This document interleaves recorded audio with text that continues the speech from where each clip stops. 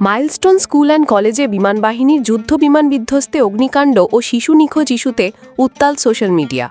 এই ঘটনায় প্রতিষ্ঠানটির এক শিক্ষিকার স্ট্যাটাস নতুন বিতর্কের জন্ম দিয়েছে। সেটি নিজের বলে শেয়ার করে তীব্র সমালোচনার মুখে পড়েছেন জনপ্রিয় অভিনেত্রী ও সংস্কৃতি উপদেষ্টা মোস্তফা সরোয়ার ফারুকীর স্ত্রী নুসরাত এমরোজ তিশা। ফেসবুকে শিক্ষিকা পূর্ণিমা দাসের দেওয়া স্ট্যাটাসে সমর্থন জানিয়ে তা শেয়ার করায় সমালোচনার তীর ছুটে এসেছে তিশার দিকে। স্কুলের অগ্নিকাণ্ডে ক্ষতিগ্রস্ত হায়দার আলী ভবনের শিক্ষক পূর্ণিমা দাস নিজের ফেসবুক স্ট্যাটাসে লেখেন, ভুল তথ্য ছড়াবেন না। আমি নিজেও আগুনের মধ্যে আটকে পড়েছিলাম। ছুটি হওয়ার পর অধিকাংশ শিক্ষার্থী চলে গিয়েছিল। মাত্র কয়েকজন বাচ্চা ছিল যাদের উদ্ধার করতে গিয়ে আমাদের কিছু সহকর্মী প্রাণ হারিয়েছেন বা আহত হয়েছেন। তিনি আরও দাবি করেন, স্কাই সেকশনে আমি ঢুকেছিলাম ছুটির সময়, সেখানে শুধু একটি শিশু ছিল, বাকিরা ইতিমধ্যেই চলে গিয়েছিল। কিছু বাচ্চা পরে আবার ঢুকেছিল, তাদের অন্য সেকশনে সরিয়ে নেওয়া হয়।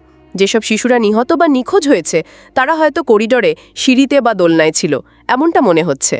এই পোস্টে সমর্থন জানিয়ে শেয়ার করার পর থেকেই নুসরাত ইমরোজ তিশার দিকে ধেয়ে আসে সমালোচনার ঢল। অনেকেই তাকে সংবেদনহীন বলে আখ্যা দিয়েছেন। রেশমা ধর নামার এক নেটিজেন লেখেন, আপু, আপনি আমার প্রিয় একজন অভিনেত্রী, কিন্তু আজ মনটা ভেঙে দিলেন। যদি ক্ষতি না হয়ে থাকে তাহলে ভাইরাল হওয়া ভিডিওগুলোতে জ্বলন্ত ত্রাসরুমগুলো কি? কাউকে ভয় না পেলেও সৃষ্টিকর্তাকে তো ভয় করুন। সুমন নামের আরেকজন প্রশ্ন তোলেন, যদি ক্লাসে বাচ্চারা না থাকতো তাহলে মেহরিন ম্যাম কোন বাচ্চাদের বের করতে গিয়ে প্রাণ হারালেন? তিশা এসব সমালোচনার বিষয়ে আনুষ্ঠানিক কোনো প্রতিক্রিয়া জানাননি। ASBD24 সত্য প্রকাশে অপসীম। চ্যানেলটি সাবস্ক্রাইব করুন।